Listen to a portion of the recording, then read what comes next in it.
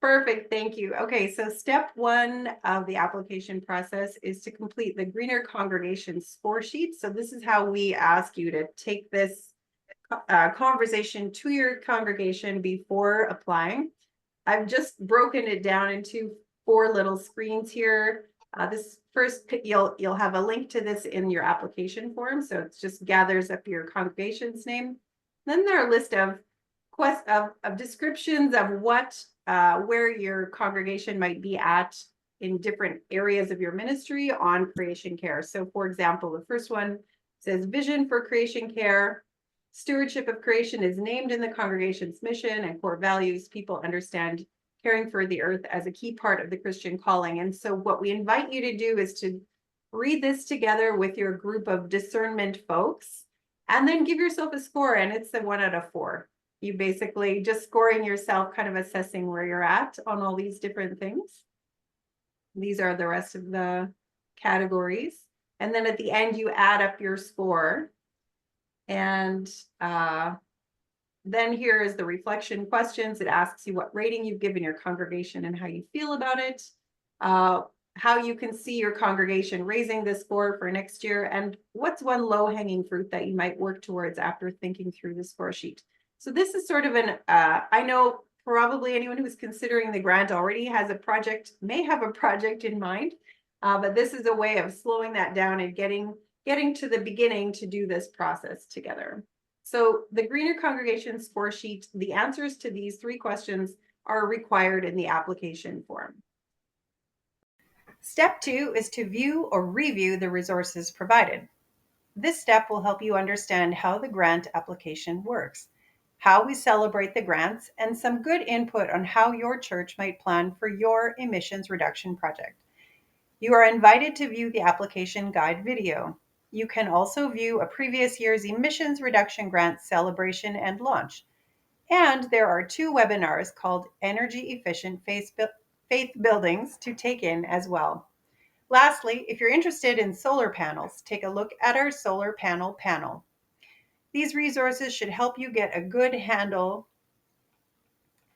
on what the grants are about and the wide range of ways congregations are using them to help with their creation care work. Step 3 is to consult. So this is where we get into figuring out what is possible and what is necessary. And last year we asked congregations we said you needed to get an audit or something like an audit. And this year we've sort of outlined a little more clearly what types of projects would require an audit. And so these are the essentially five types of projects. And Brent, to answer your question from earlier, if you go from the bottom of, or the first of these in type 1 to the end of the type 2 list, that's kind of the energy, or the criteria where we would start, with more efficient lighting being one of the higher priorities, and then towards alternative energy being nearer to the end. So if you're applying for a type 1 project, you don't need an audit, you just need to consult with the right professionals. If you're applying for a type 2 project, you need an audit or a firm estimate on emissions reduction. That is required for those types of projects.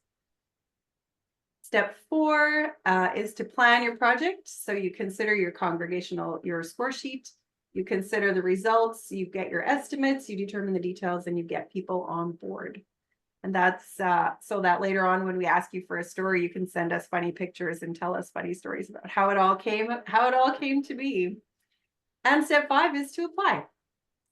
And that is that. So if you have any questions, anyone has any questions about how the application process works, if you need a printable form because you don't know how to fill it out online, my email is there, and every question is a good one. And I would add Low Farm's advice, just do it.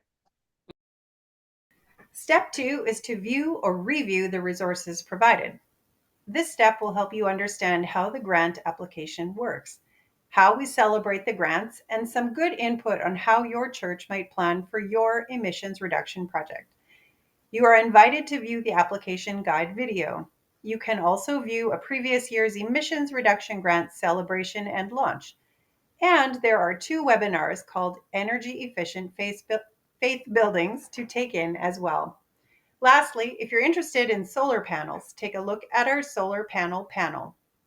These resources should help you get a good handle on what the grants are about and the wide range of ways congregations are using them to help with their creation care work.